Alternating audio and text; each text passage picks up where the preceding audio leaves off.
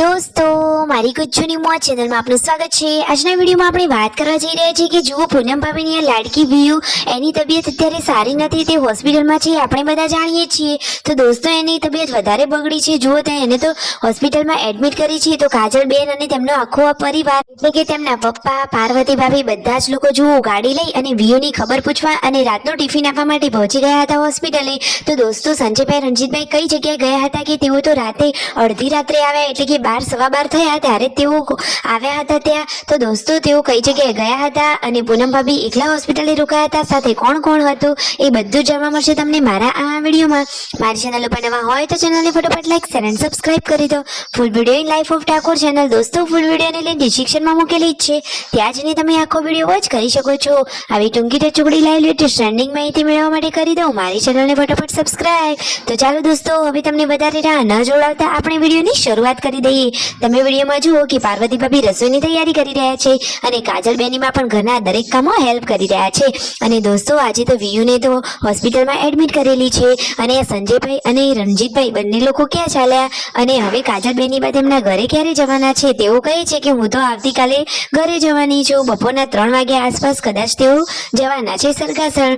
તો દોસ્તો હવે શું તેઓ ક્યારે આવવાના છે, કેટલું રોકાશે અહીંયા, એ બધી જ માહિતી તમને આ વિડીયોમાં જાણવા મળી રહેશે। અને સંજયભાઈ અને રણજીતભાઈ આ તૈયાર થઈ બંને ભાઈઓની જોડી ક્યાં ચાલી? તો દોસ્તો એક જગ્યાએ આ પ્રસંગ હતો ત્યાં તેમને હાજરી આપવાની હતી, તો એ લોકો તો હવે ત્યાં પહોંચી ગયા છે। જોરદાર મજાના મંડપનું ડેકોરેશન કરેલું છે, તમે જુઓ અહીંયા તો રાત્રે માતાજીની રમણ છે, જોરદાર મજાનો માતાજીનો પ્રસંગ છે। આ રહ્યું માતાજીનું મંદિર, જુઓ દોસ્તો તમે પણ ઘરે બેઠા અહીંયા દર્શન કરી લો। સંજયભાઈ અને રણજીતભાઈએ માતાજીના દર્શન કરી આશીર્વાદ મેળવ્યા અને પછી જુઓ બધા જ લોકો તેમની જોડે ફોટો શૂટિંગ પણ કરાવ્યું। અરે ઠાકોર ફેમિલીના તો ફેનની વાત જ અલગ છે। આ રહ્યા એ માસી કે જેમના ઘરે તેઓ પ્રસંગમાં આવ્યા છે, તો જુઓ તેમને એમના વધામણા કર્યા અને પછી ઘરમાં બધા લોકો સાથે તેઓ મળવા માટે ગયા। આ રહ્યું તેમનું સરસ મજાનું ઘર અને રાતના જમણવારમાં જોરદાર મજાનું જમવાનું હતું। જમણવાર પૂરો થાય પછી શેનું આયોજન હતું? રમેણનું। દોસ્તો સંજયભાઈએ તો કશું ખાધું જ નહીં, વિયુની તબિયત ઠીક નથી તો તેમને પણ ખાવાની કઈ ઈચ્છા થઈ જ નહીં। હવે રાતની રમેણનો પ્રસંગ ચાલુ થઈ ગયો છે અને આ બાજુ વિયુનો આવ્યો છે કોલ। જુઓ સંજયભાઈ તેની સાથે વાત કરી રહ્યા છે અને રમેણમાં તો દોસ્તો કેટલી બધી પબ્લિક છે, જોરદાર મજાની લોકોની જમાવટ જામી છે, તમે વિડીયોમાં લાઈવ જુઓ। અને દોસ્તો આટલી બધી પબ્લિક વચ્ચે હવે જુઓ રણજીતભાઈ અને સંજયભાઈની જોરદાર મજાની એન્ટ્રી થશે અને જુઓ તખાભાઈ કે જેઓ ભુવાજી છે તેઓ પણ આવી ગયા છે અને આ છે સચિનભાઈ કે જેમના ઘરે આ પ્રસંગ રાખેલો છે।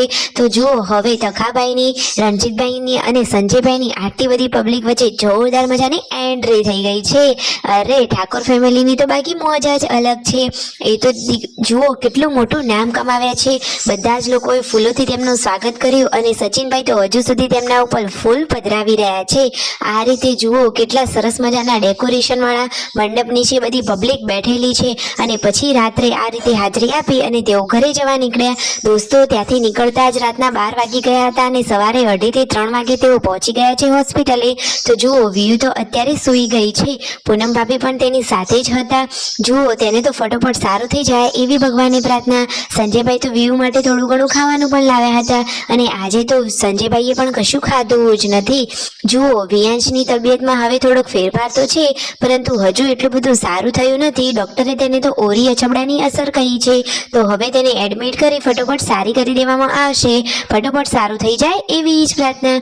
જુઓ ટિફિનને લઈ કાજલ બેનીબા, તેમના પપ્પા, પાર્વતી ભાભી બધા જ લોકો આવ્યા હતા। શિલ્પા ભાભી, રાકેશભાઈ પૂનમ ભાભી સાથે હોસ્પિટલમાં રોકાયા હતા અને હવે રાત્રે પૂનમ ભાભી અને સંજયભાઈ વિયાંશી જોડે હોસ્પિટલમાં રોકાશે અને રણજીતભાઈ એ રાકેશભાઈ અને શિલ્પા ભાભીને લઈ અને ઘરે જશે। તો જુઓ વિયુની તબિયત કેવી છે દોસ્તો, હંમેશા હસતી ખેલતી આ ક્યુટ પરી અચાનક આવી બીમાર થઈ ગઈ, એને તો શું કોઈની નજર લાગી ગઈ?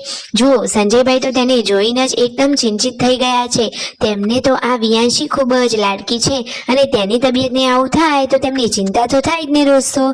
તો જુઓ પૂનમ ભાભી અને સંજયભાઈ વિયાંશીની સાથે જ અહીંયા હોસ્પિટલમાં જ રોકાવાના છે। તો જુઓ અત્યારે તેની સાથે થોડી ઘણી વાતોચીતો કરી રહ્યા છે, તેને તો થોડો તાવમાં ફરક પડ્યો છે પરંતુ હજુ દવાની થોડીક જરૂર છે।